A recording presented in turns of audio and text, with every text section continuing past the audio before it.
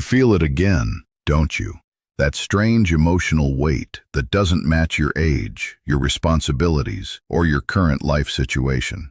It's not that you are becoming weaker, it's not that you are losing control, but something inside you feels younger. Not physically, not literally, but emotionally, mentally, even spiritually, as if a part of you that was supposed to be long gone has suddenly returned. And the most disturbing part is this: you didn't invite it back. It just happened. One day you were functioning normally, making decisions, carrying yourself with a certain maturity, and the next, you started feeling like you were back in a version of yourself you thought you had outgrown forever. Confusion, overthinking, emotional sensitivity, sudden withdrawal, feeling misunderstood again, feeling like nobody truly sees what is happening inside you. It feels like regression, like going backwards in time. But here is what makes this experience even more disturbing. You cannot explain it to anyone. Because from the outside, nothing has changed. You still look the same. You still act normal. You still play your role in society. But inside, there is a shift happening that words can barely capture. It is like your inner system is being reset. And for a moment, you start asking yourself, why am I reacting like this again? Why do I feel so emotionally sensitive like before? Why does everything feel heavier than it should? And most importantly, am I losing myself? But listen carefully. What you are experiencing right now is not random, and it is definitely not a mistake. There is a deeper process happening beneath your awareness, a reversal that feels like going backwards, but may actually be something far more complex than you think. Before you dismiss it, before you label it as confusion or emotional instability, you need to understand what this phase really is. Because for certain individuals going through deep internal transformation, this return to a younger emotional state is not regression, it is exposure. And what gets exposed during this phase may be the very thing that determines everything that comes next in your life. So the real question is not why this is happening. The real question is, what is being revealed inside you that you were never meant to ignore again? What you are going through right now is not something most people can easily recognize, let alone explain. Because on the surface, your life may look completely normal. You wake up, you function, you speak, you respond, you handle responsibilities. And yet internally, something feels different. Something feels like it is shifting in a way you cannot fully control. And this is where most people misunderstand the experience. They think change only happens when life gets better or worse in obvious ways. But there is another type of change. One that happens silently, internally, almost invisibly. And for certain individuals, often the ones who carry a deeper sense of awareness, sensitivity, or inner questioning, this change does not feel like progress at first. It feels like reversal, like going backwards into an earlier version of yourself. You may notice it in small but unsettling ways. Emotional reactions that feel too intense, thoughts that feel less stable than before, a sudden return of sensitivity you thought you had mastered, moments where you feel like you are not as put together as you used to be. And the most confusing part is this: it does not match your logic. You know your age, you know your experiences, you know what you have survived, what you have learned, and what you have overcome. And yet, emotionally, something inside you feels like it is being pulled back into a younger state of mind. This is where the concept of chosen ones often enters the deeper interpretation of this experience. Not as a label of superiority, but as a way of describing individuals who go through intense cycles of internal transformation that are not always understood by others. Because for these individuals, growth is not always linear. It does not always feel like constant improvement. Sometimes it feels like breakdown before rebuilding. Sometimes it feels like confusion before clarity. And sometimes it feels like returning to emotional states you thought were already resolved. But this is where the illusion begins. Because what feels like going backward may actually be a deeper layer of yourself resurfacing. Parts of you that were never fully healed, never fully processed, or never fully understood in the first place. So when this reversal feeling begins, the mind naturally tries to label it as something negative: regression, instability, confusion. But what if it is not a collapse? What if it is a recalibration? What if what you are calling going backwards is actually your inner system forcing you to revisit something that was skipped, ignored, or buried too early? This introduction is not here to give you a final answer. It is here to position your awareness. Because once you understand that not all emotional shifts are random, you begin to see your experience differently. And once you see it differently, you stop fearing it the same way. What comes next will go deeper into what this reversal actually is, and why it feels so real, so emotional, and so personal that it seems to challenge your entire sense of identity. 3. Phenomenon explained. To understand what reverting into a teenager really means, you have to separate physical age from internal experience. Because this is not about your body changing. It is not about your life going backward in reality. It is about something far more subtle. Your internal emotional structure temporarily behaving like an earlier version of yourself. It can feel strange, even uncomfortable, because you notice reactions inside you that you thought you had already grown out of. Suddenly, emotions feel more intense than usual.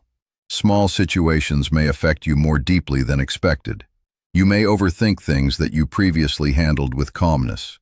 You may feel misunderstood again, even when nothing external suggests that anything has changed. And this is where the teenager-like comparison becomes useful, not because you are literally becoming younger, but because adolescence is often the stage where emotions are unfiltered, identity is unstable, and self-understanding is still forming. So when people describe this experience, they are pointing to a temporary return of that kind of emotional landscape, not childish behavior, not immaturity, but emotional reactivation. It is like certain parts of your inner system are no longer being filtered through your usual level of control, logic, or emotional distance. You might notice patterns like sudden sensitivity to criticism, a stronger need for validation, moments of isolation where you don't fully understand what you are feeling, or even emotional waves that come without clear triggers. And what makes it even more confusing is that your external life does not reflect this shift. You still appear composed, you still fulfill responsibilities, you still interact with people normally, but internally, something feels less stable, less predictable, more reactive. This is why the experience feels like reversion, because it resembles a psychological state where identity feels less fixed and emotions feel more immediate. However, in deeper transformational frameworks, this is not interpreted as losing progress.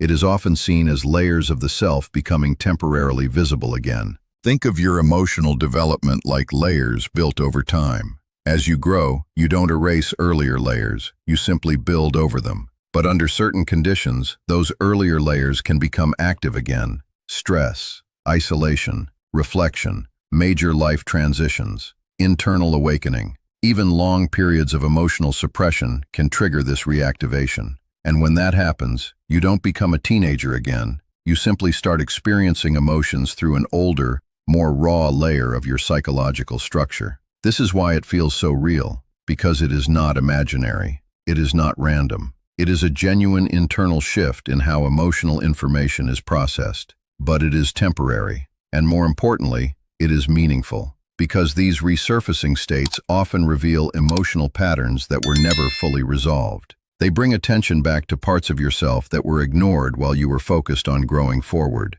So the phenomenon is not about losing maturity. It is about emotional layers resurfacing for reprocessing. And once you understand this, the experience stops feeling like a breakdown of identity and starts looking more like a deeper form of internal recalibration. 4. Signs you are experiencing it. At this stage, the experience becomes easier to recognize not by theory, but by patterns in your daily life. Because when this internal shift begins, it does not announce itself clearly. It shows up quietly, through behavior, emotions, and reactions that feel slightly off compared to your usual self. One of the first signs is emotional intensity. You start feeling things more deeply than before. A simple comment may stay in your mind longer than it should. A small situation may trigger an emotional response that feels disproportionate. It is not that you are becoming dramatic. It is that your emotional filter feels thinner, less controlled than usual. Another sign is sudden withdrawal. You may find yourself wanting to isolate more often. Not necessarily because something is wrong externally, but because internally, everything feels louder. Social interaction might feel more draining than before. Even people you normally enjoy being around may feel overwhelming for no clear reason. Then comes overthinking. Your mind begins revisiting simple situations repeatedly. Conversations, decisions, or even small mistakes may replay in your head. You try to understand what you are feeling, but the more you analyze, the less clarity you seem to get. Another strong indicator is identity confusion. You may start questioning yourself in subtle ways. Why did I react like that? Why am I feeling this way again? I thought I was past this. It creates a strange disconnect between who you believe you are and how you are currently experiencing yourself. There is also the return of sensitivity to rejection or judgment.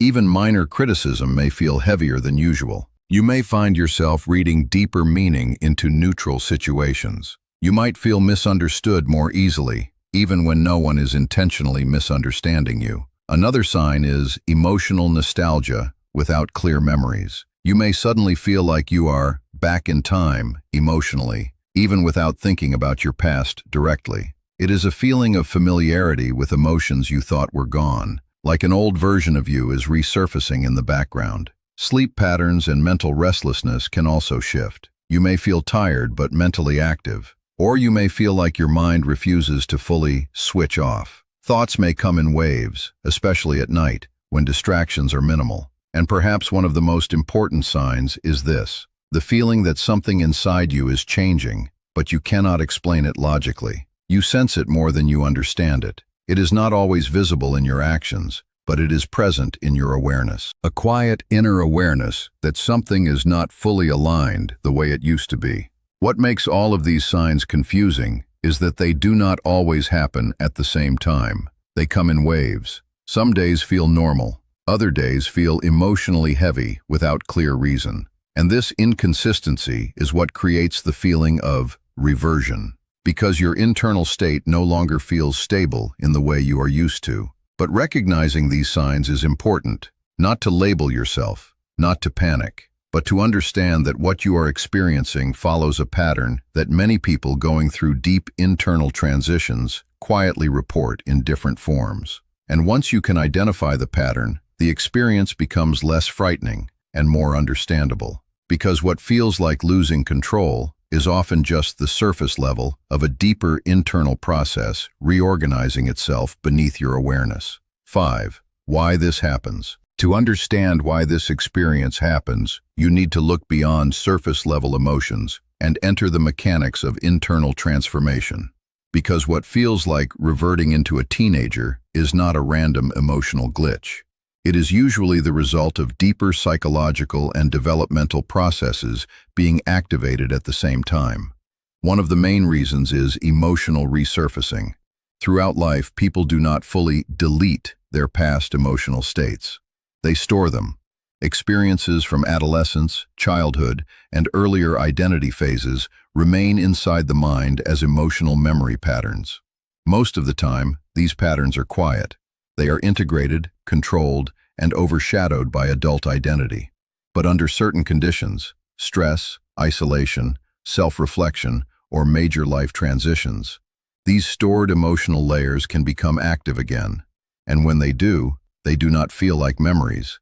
They feel like states. This is why you may suddenly experience emotions that resemble earlier versions of yourself without consciously thinking about the past. Another reason is identity restructuring. Human identity is not fixed. It evolves in layers. Each stage of life builds on the previous one, but it does not erase it. When a person goes through a deeper transformation phase, especially one involving self-awareness or internal questioning, the mind often destabilizes temporary identity structures to allow reconstruction. This destabilization can feel like regression because the latest version of your personality becomes less stable for a period of time. So you are not losing maturity. You are temporarily losing the rigidity of your current identity structure. There is also the psychological concept of emotional recalibration. When a person has been suppressing emotions, ignoring internal discomfort, or functioning in survival mode for too long, the mind eventually forces a reset. It brings unresolved emotional material back to the surface so it can be processed properly. This reset does not happen gently. It often feels chaotic, confusing, and emotionally inconsistent. Another layer is neuro-emotional reactivation. The brain associates certain emotional states with specific periods of life. When similar triggers appear in the present, stress patterns, social dynamics, internal pressure, the brain can reactivate older emotional responses as a form of automatic coping. This is why reactions may feel younger, more sensitive, or less filtered than usual. And then there is the transformation layer, often described in deeper introspective or spiritual frameworks. In this perspective, periods of internal growth are not linear. Before a significant internal shift, the system often destabilizes earlier emotional patterns to clear space for new levels of awareness. So what feels like going backward is actually a breakdown of old emotional coding. Not destruction, but reorganization. However, the mind does not interpret this process calmly. It resists it, because from your conscious perspective, it feels like you are losing control of who you are. But from a deeper perspective, what is happening is that your internal system is temporarily loosening fixed patterns so that unresolved layers can be integrated. This is why the experience feels both personal and confusing.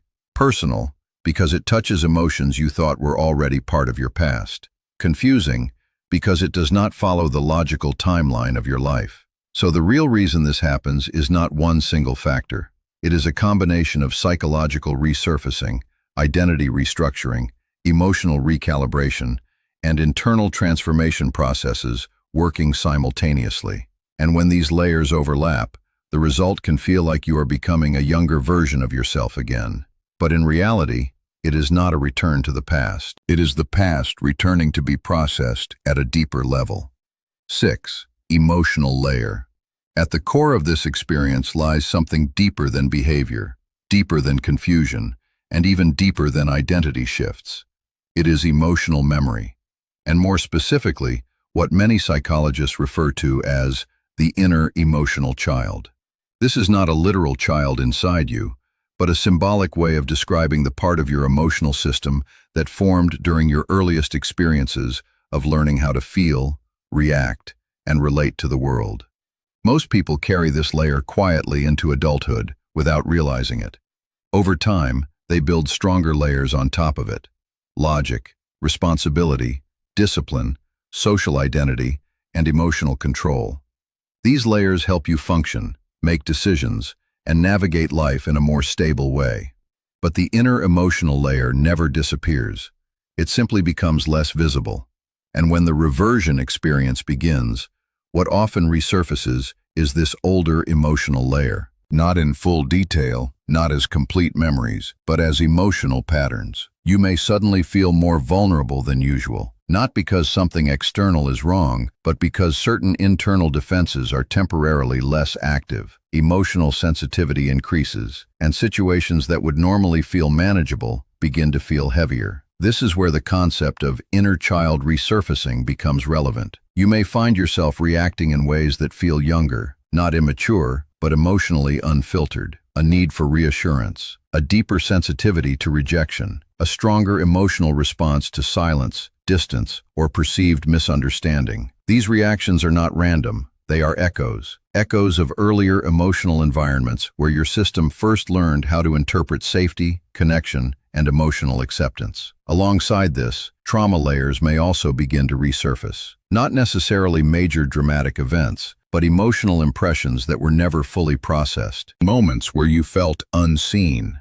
unheard, misunderstood, or emotionally overwhelmed. These do not always appear as clear memories. Sometimes they appear as feelings without context. A sudden heaviness, a wave of sadness, a sense of discomfort that you cannot logically explain. And this is what makes the experience so disorienting. Because your adult mind expects emotional reactions to have clear reasons. But this phase does not always follow that rule. It brings forward emotional material that was stored without full resolution. This is not a breakdown of your mind. It is a reopening of emotional files that were never fully integrated. And during this process, vulnerability increases. Not weakness, but openness. You become more emotionally transparent internally. Things affect you more easily. You feel more exposed to your own thoughts and reactions. Even silence can feel louder. But vulnerability in this context is not a failure state. It is a processing state, because emotional systems cannot heal what they refuse to feel. So what feels like instability is often the removal of emotional resistance. However, this phase can be uncomfortable because it challenges the version of yourself that has learned to stay strong by holding things in, suppressing reactions, or emotionally disconnecting. When those defenses soften, you do not just feel more, you feel differently. And that difference can feel like becoming someone you thought you had already outgrown. But in reality, it is not regression. It is exposure. The exposure of emotional layers that were always there, just beneath the surface of your developed identity. And once these layers are visible again, the system has an opportunity, not to fall apart, but to finally process what was never fully understood at the time it first appeared. 7. Spiritual interpretation. When you move beyond the psychological layer of this experience, another interpretation begins to emerge, one that many people describe in deeply personal, symbolic, or spiritual terms. Not as a fixed doctrine, but as a way of making sense of something that feels too structured to be random, yet too internal to be purely external. From this perspective, what you are experiencing is not simply emotional resurfacing. It is identity breakdown preceding transformation. This idea is simple, but not comfortable. It suggests that before a person reaches a new stage of internal development, the previous version of their identity must temporarily lose stability. Not to be destroyed permanently, but to be loosened. Because a fixed identity cannot easily evolve. It resists change. It clings to familiarity. It protects its structure, even when that structure no longer fits the person you are becoming. So when deeper internal change begins, something inside starts to shift that structure. And from the inside, that shift does not feel like progress. It feels like confusion.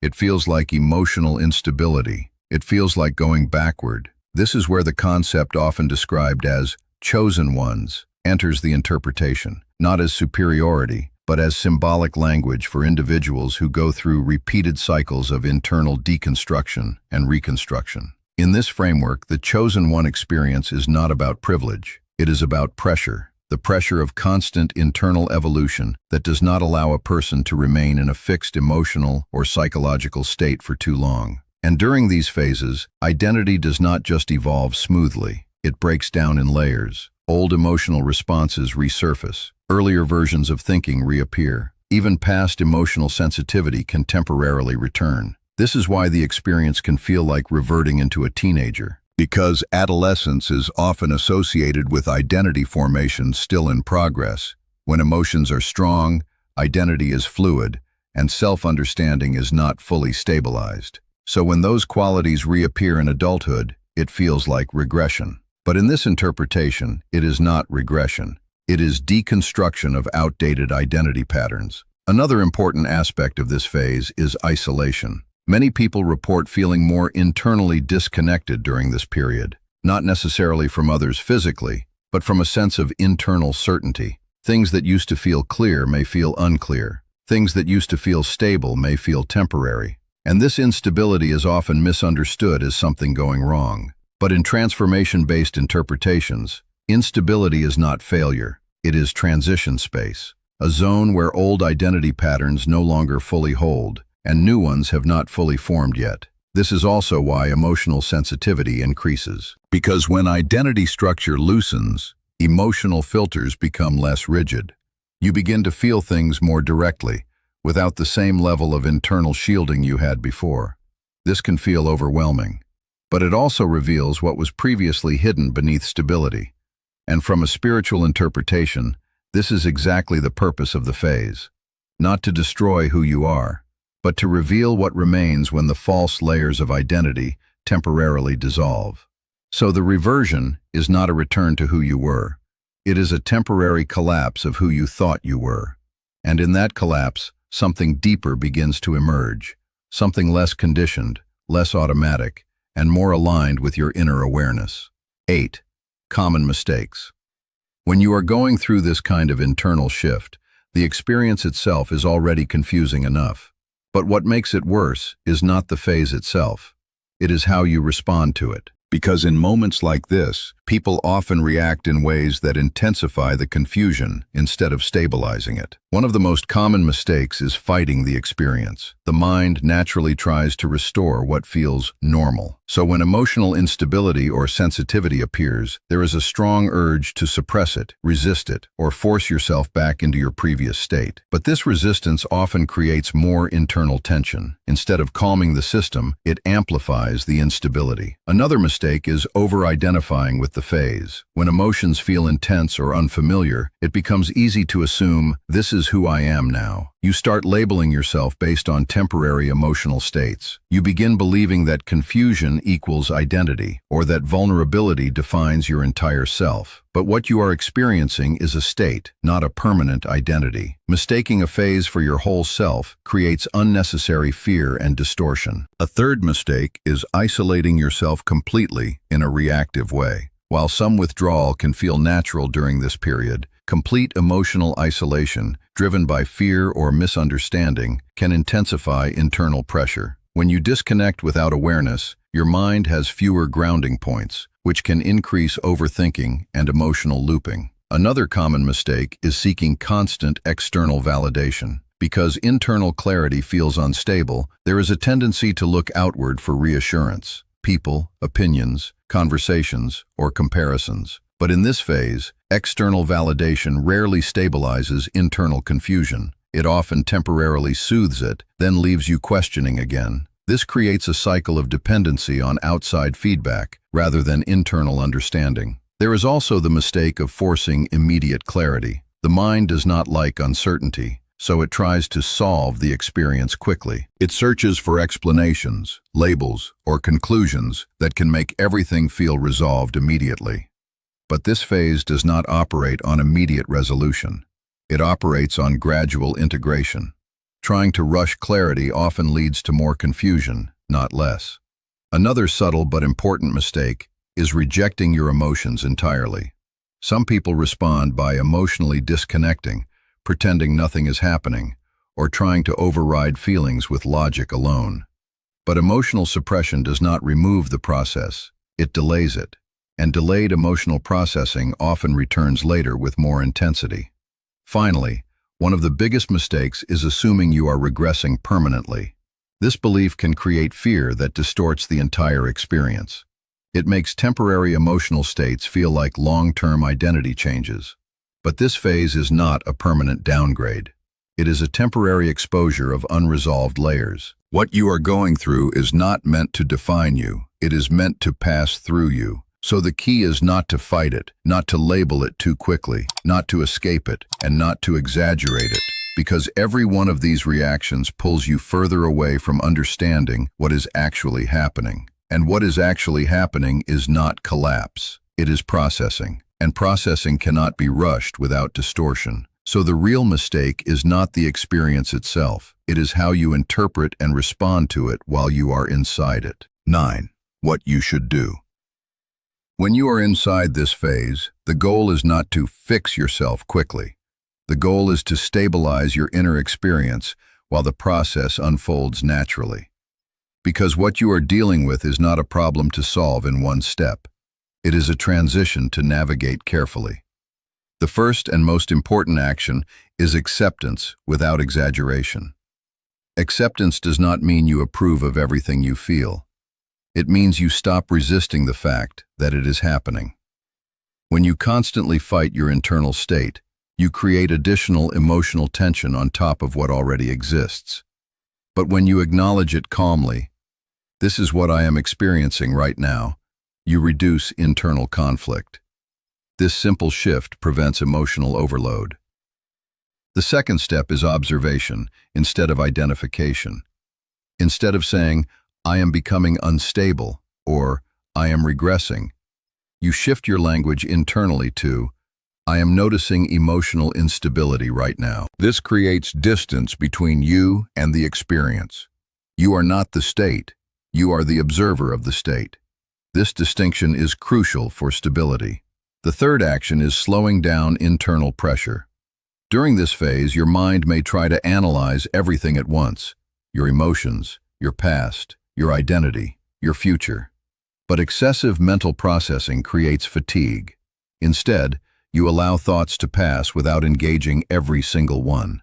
Not suppression, but non-engagement. You let thoughts exist without turning them into conclusions.